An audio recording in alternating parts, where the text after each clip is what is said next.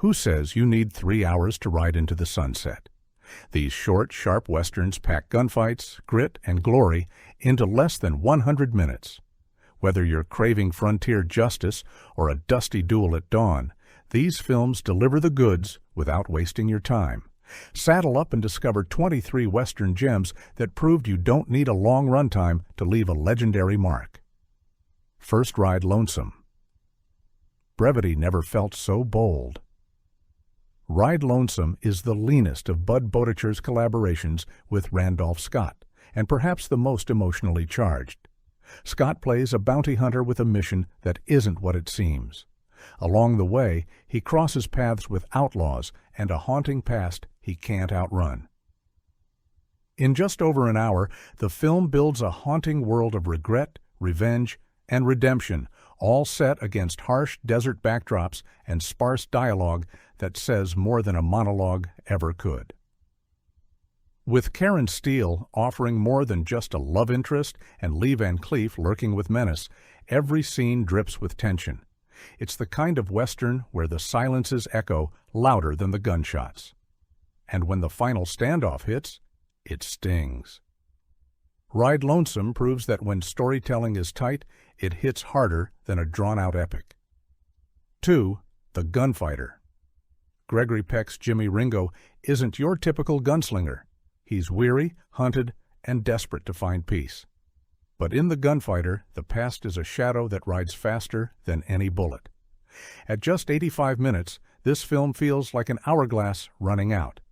Peck's performance is restrained and heartbreaking as he walks into a small town hoping to see his estranged wife and child. But trouble is never far behind. The tension is relentless as a new young gun challenges him. Crowds gather to gawk at a legend, and an old friend turned sheriff tries to broker peace. What makes this film unforgettable isn't just the quick pace, it's the emotional weight. You don't watch The Gunfighter for a shootout. You watch it because you feel every second of a man trying to outrun his own myth. Third day of the Outlaw. Snow blankets the Wyoming wilderness in Day of the Outlaw, but it can't hide the heat of human desperation. Blaze Sterrett arrives in a tense frontier town already on edge from a brewing land feud. But before the first bullet flies, a gang of outlaws storms in, led by the cold and calculating Burl Ives. What follows is a raw, white-knuckled Western that transforms into a psychological standoff. With its wintry setting and stark black and white cinematography, the film delivers claustrophobia, moral ambiguity, and chilling suspense. Director Andre de Toth wastes no time. There's no fat on this script. And Robert Ryan's gruff presence balances arrogance and unexpected heroism. Day of the Outlaw flips the Western into a snowbound noir nightmare. At just 92 minutes, it traps you in a frozen hellscape and leaves you breathless by the end. Fourth decision at Sundown. Bud Boticher does it again, this time with a revenge tale that bends the moral compass. In Decision at Sundown, Randolph Scott plays Bart Allison, a man who arrives in town with a single goal: to kill the man he blames for his wife's death. But as the day unfolds, the town's dark secrets surface. What makes this 77-minute gem stand out isn't the bullets. It's the bitterness. Scott's character isn't a hero. He's a broken man unraveling in front of a community that may be even more corrupt than he is. There's a suffocating intensity here as the truth starts to bleed out, one conversation at a time. The climax doesn't come with fanfare. It sneaks up like a knife in the back. Decision at Sundown isn't about good versus evil. It's about what's left when the dust settles and the truth can no longer be denied. 5. 7 Men from Now. When a film opens with a lone figure in the rain and 2 dead men at his feet, you know you're in for something special. 7 Men from Now stars Randolph Scott as a former sheriff on a revenge trail, hunting the men who killed his wife. But this isn't just a tale of vengeance. It's a slow burn that simmers with emotional tension. Along the journey, he picks up a troubled couple and crosses paths with a charming yet deadly outlaw played with magnetic danger by Lee Marvin. The desert landscapes stretch wide, but the script keeps things taut. Every scene is a step closer to redemption or destruction. Director Bud Boticher infuses the film with elegance and economy. At 78 minutes, it's a masterclass in tight storytelling, with emotions that cut deeper than any bullet. This isn't just a Western, it's a haunting journey into the soul of a man trying to live with unbearable loss.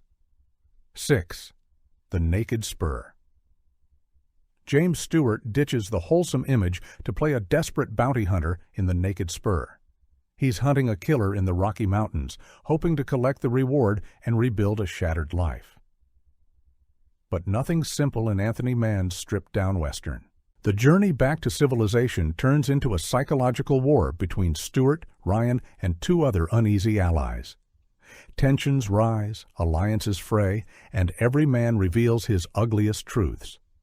There are no towns, no saloons, just rugged wilderness and raw emotion. What makes this 91-minute tale so gripping is its sheer intensity. The landscape is vast, but the human conflict feels claustrophobic.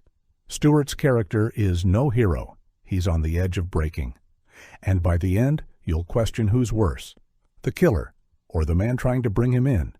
The Naked Spur doesn't just take you into the West, it takes you inside the human psyche. 7th Winchester, 73. In Winchester 73, the rifle is the star. This James Stewart classic tracks a prized gun as it changes hands, from a sharpshooter to a gambler, from an outlaw to an Indian warrior, each new owner bringing danger, violence, and fate. At just 92 minutes, it covers more ground than many epics, delivering a chain of tightly wound stories that link together like bullets in a chamber. Stewart gives one of his finest performances, fueled by revenge and inner turmoil. What sets this Western apart is its structure. It's not just about one man's journey, but how violence passes from hand to hand, just like the titular rifle. Anthony Mann's direction is crisp and lean, building suspense as the rifle closes in on its rightful owner and its fateful conclusion. It's thrilling, layered, and compact. Winchester 73 proves a Western can be both sprawling and swift. 8. The Tall T. Not all Westerns are about towns under siege. Sometimes it's just a stagecoach in the middle of nowhere and a trio of killers holding innocent lives hostage. That's the grim setup for The Tall T, another Bud Boticher and Randolph Scott gem.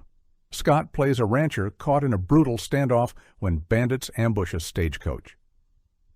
What follows is an agonizing waiting game where fear simmers under every polite conversation.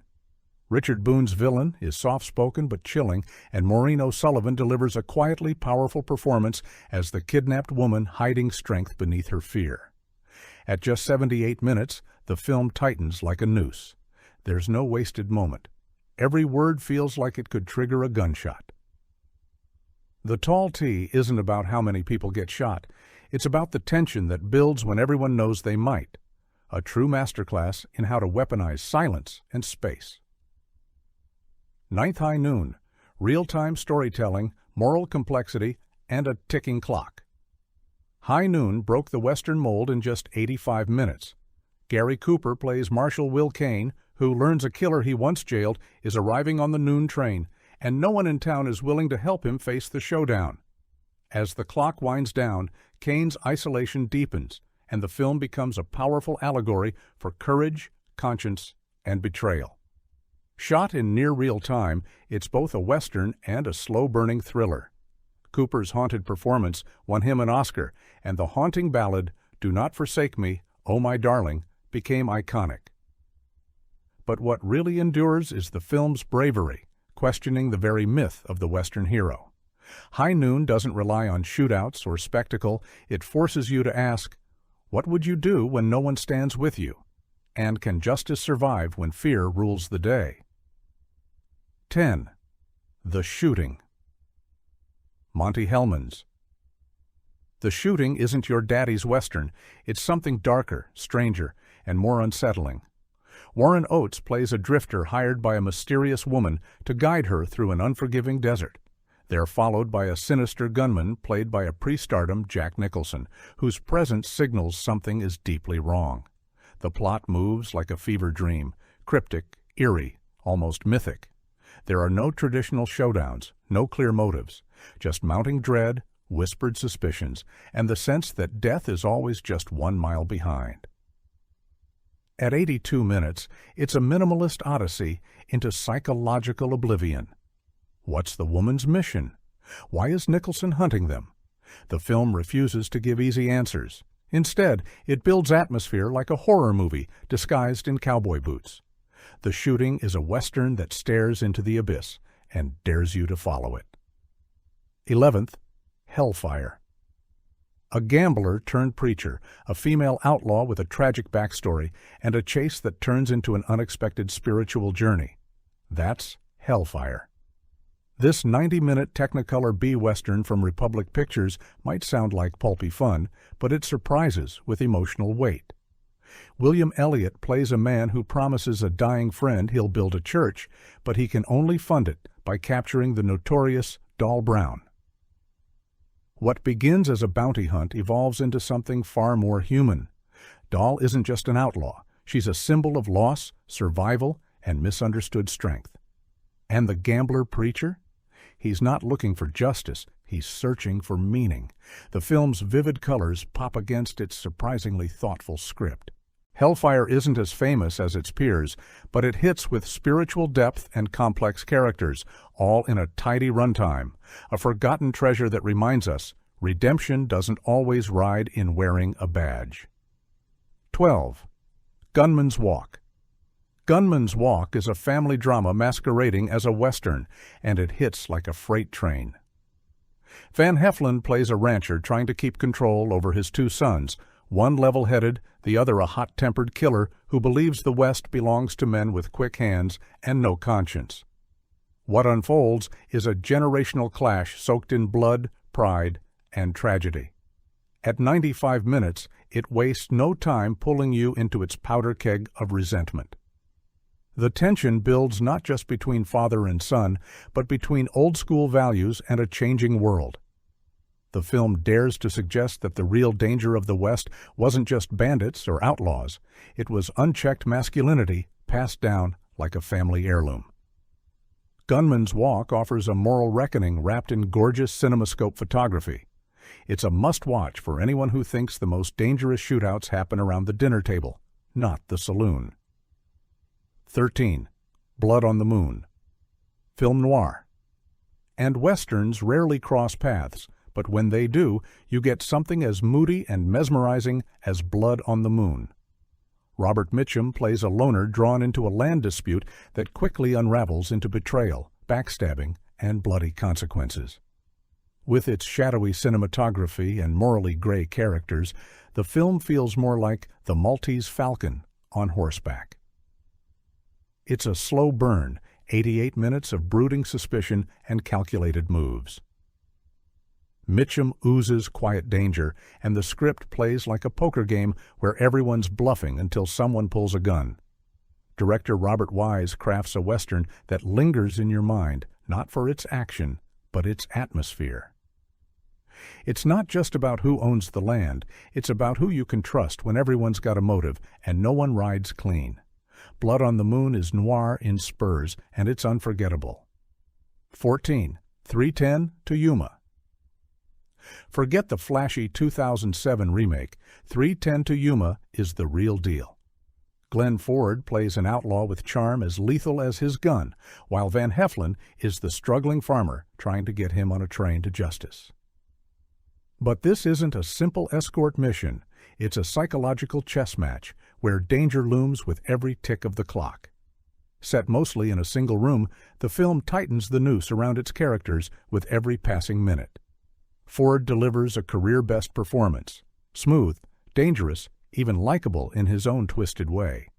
And Heflin gives the film its soul, portraying a man grappling with fear, duty, and the weight of desperation. At 92 minutes, it's a masterclass in suspense, character study, and moral ambiguity. 3:10 to Yuma isn't about action. It's about how close a man can stand to the fire before he burns. You won't blink till the train pulls in. 15. Buchanan rides alone. Sometimes the smallest towns hold the biggest corruption. In Buchanan, Rides Alone, Randolph Scott rides into Agri, a dusty hamlet controlled by a family of schemers and killers. He's just passing through, but when a young man is falsely accused of murder, Buchanan's sense of justice kicks in. What unfolds is part courtroom drama, part shootout, and part satire of small-town politics. At just 78 minutes, this Boeticher Western is breezy but biting. Scott's moral compass clashes beautifully with the Agri family's oily schemes. It's a film that moves fast, hits hard, and still finds time for wit and character. There's no sprawling wilderness here, just backroom deals and courthouse standoffs. But that's what makes it refreshing. Buchanan Rides Alone reminds us that sometimes the real Wild West wasn't outside the saloon. It was inside the mayor's office. A hidden gem that's lean, mean, and surprisingly funny. 16. The Outcast. The Outcast takes the classic Western formula and gives it a dose of personal vengeance and moral clarity. John Derek stars as Jet Cosgrave, a man wrongly disinherited by his corrupt uncle and out to reclaim both his land and his name. With every step, he must outwit hired guns, win the trust of wary townsfolk, and prove he's more than a shadow of his father's reputation. At 90 minutes, the story races through intrigue and ambushes with a pulpy energy. But it also pauses for moments of introspection, especially about identity and redemption. Derek brings intensity and charm, and the supporting cast is full of colorful characters, each with a stake in Jet's fall or rise. It's not just about reclaiming land, it's about reclaiming worth. The Outcast is one of those rare westerns where honor matters as much as grit, and every dusty frame feels earned. 17. Rancho Notorious Revenge rides fast in Rancho Notorious, a Technicolor fever dream starring Marlene Dietrich as the enigmatic Alter Keene, a former saloon queen who now runs a hideout for outlaws. When a man's fiancée is murdered during a robbery, he follows the trail to Rancho Notorious, where vengeance mixes with secrets, seduction, and betrayal. Directed by Fritz Lang, this 89-minute Western isn't about realism, it's about emotion, color, and myth. The sets are surreal, the lighting is expressive, and Dietrich is magnetic, part temptress, part fallen angel. Every character harbors secrets, and every gunshot carries emotional weight. What makes this film unforgettable is how it blends the musical, the psychological, and the Western into something entirely its own. Rancho Notorious feels like a dream you don't want to wake up from, unless it's to ride out for revenge. 18. Terror in a Texas Town. A Swedish whaler with a harpoon versus a gunslinger with a grudge.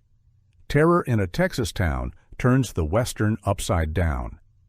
Directed by blacklisted filmmaker Joseph H. Lewis and written by Dalton Trumbo, this 80-minute film is a striking blend of political metaphor and genre subversion.